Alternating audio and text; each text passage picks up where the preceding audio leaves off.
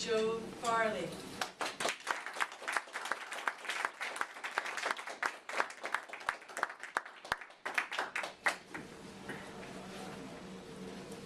There once was an American who went to war as a captain and returned home as a private. After the war, he was a failure as a businessman. He turned to politics and was defeated in his first attempts in the legislature, defeated in his first 2 senatorial elections. He was engaged to be married, but he failed at that as well as the engagement was broken off. He later wrote a letter to a friend that read, "I am now the most miserable man living. If what I feel were equally distributed to the entire human family, there would not be one cheerful face on the earth." When I first read this information, I thought, if I go look in Webster's dictionary under born loser, this man's picture is what's going to be there. But that is not where you will find him. If you go looking for this man, you will find him on the side of Mount Rushmore, the $5 bill and every penny in your pocket. The man who wrote that melancholy letter was Abraham Lincoln. Madam Contest Chair, fellow Toastmasters, and welcome guests. Obviously, Abraham Lincoln was no loser, but he wasn't a winner just because he was one of the greatest presidents we ever had. He was a winner because he dared to dream. He was a winner because he kept getting back on that horse called life after repeatedly being thrown off. He was a winner because he finished what he started. That's what winners do. Winners finish what they've started. We often rate people using mathematics and statistics. We rank them accordingly.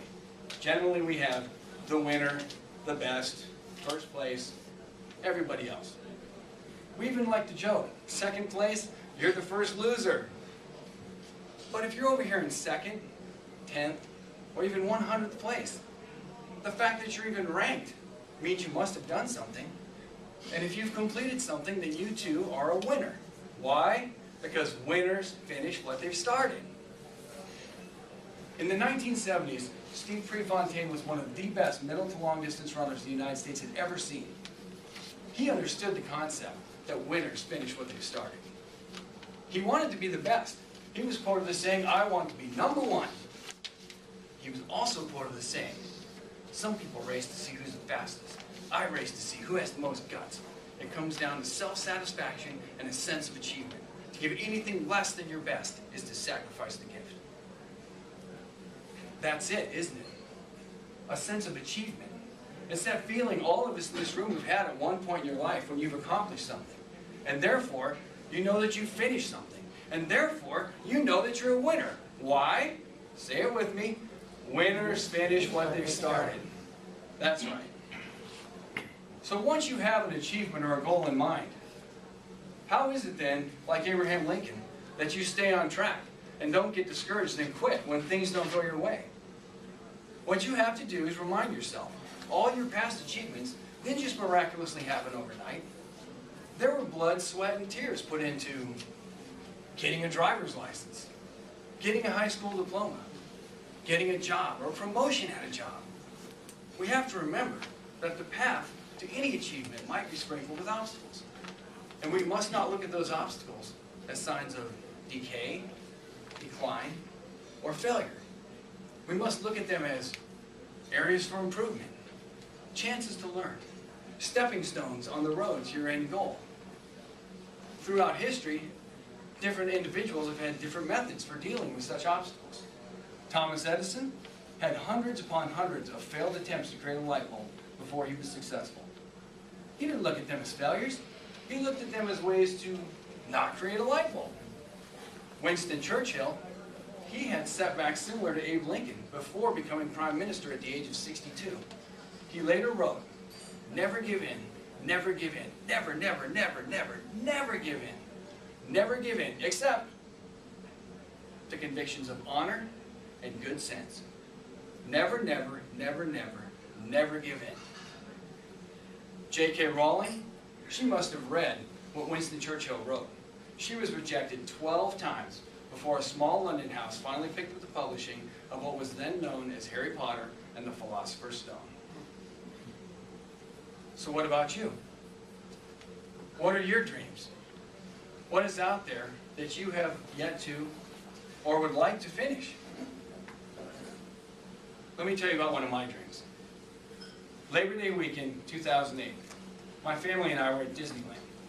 It just so happens, every Labor Day weekend, Disneyland runs their annual half marathon. 13.1 miles.